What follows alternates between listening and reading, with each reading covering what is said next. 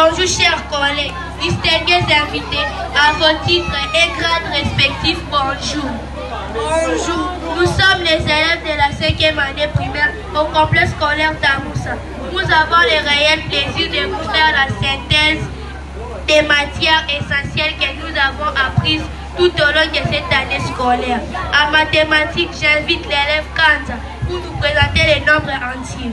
Le nombre entier est un nombre qui ne porte pas la virgule. Exemple 28 659. Les tableaux de numération des nombres entiers comptent 4 classes, à savoir classe d'unité simple, classe de 1000, classe de millions, classe de milliards. Chaque classe est divisée en 3 rangs, à raison d'unités, dizaines, centaines. J'invite l'élève Mabel pour nous présenter la numération romaine.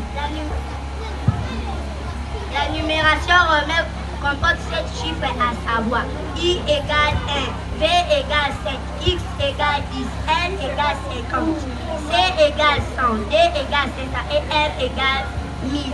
Aujourd'hui, les chiffres romains servent à numéroter les airs, les pages, les chapitres des livres, etc. J'invite l'élève Kélène pour nous présenter les nombres décimaux. Les nombres décimaux. Un nombre décimaux est un nombre qui porte la virgule. Les tableaux de décimaux ont des parties séparées par la virgule. La partie entière et la partie décimale a des rangs suivants: dixième, centième, millième, dix millième, cent millième et millionnaire. Exemple, si l'on écrit 12,152, on lira 12 unités, 152 millièmes.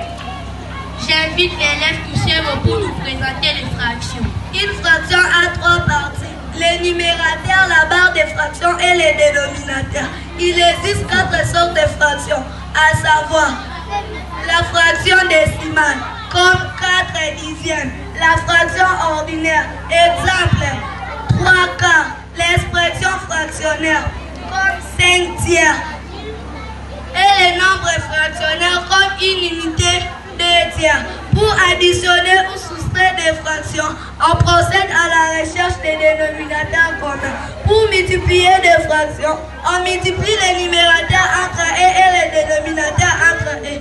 La division des fractions consiste à multiplier la première par la seconde inversée. J'invite l'élève Kalala pour nous présenter les carrés. Les carrés intercalculaires qui ont 4 côtés égaux et 4 angles égaux. Chers parents, pour applaudir et acclamer l'effort des élèves, s'il vous plaît. Et la surface du carré côté fois côté. J'invite l'élève Kanza pour nous présenter les rectangles.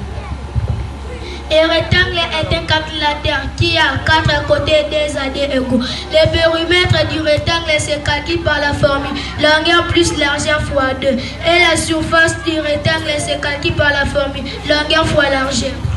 J'invite l'élève Mabel pour nous présenter les losanges. Les losanges est un calculateur qui a 4 côtés égaux et dont les angles opposés sont égaux. Le périmètre du losange égale 4 fois côté et la surface égale la grande diagonale multipliée par la petite diagonale divisée par 2. J'invite l'élève Akélan pour nous présenter les parallélogrammes. Le parallélogramme est un calculateur dont le côté opposé est parallèle. La surface du parallélogramme égale. La surface du parallélogramme égale base fois hauteur et le périmètre égale 2 bases plus 2 bases. À présent, je vais vous présenter les trapèzes. Les trapèzes est un quadrilatère dont 2 côtés sont parallèles. La surface du trapèze égale grande base plus petite base fois hauteur divisé par 2. Et la hauteur du trapèze égale surface multipliée par 2 divisé par la grande base plus petite base. Et le périmètre du trapèze, somme de côtés. À français grammaire, j'invite l'élève.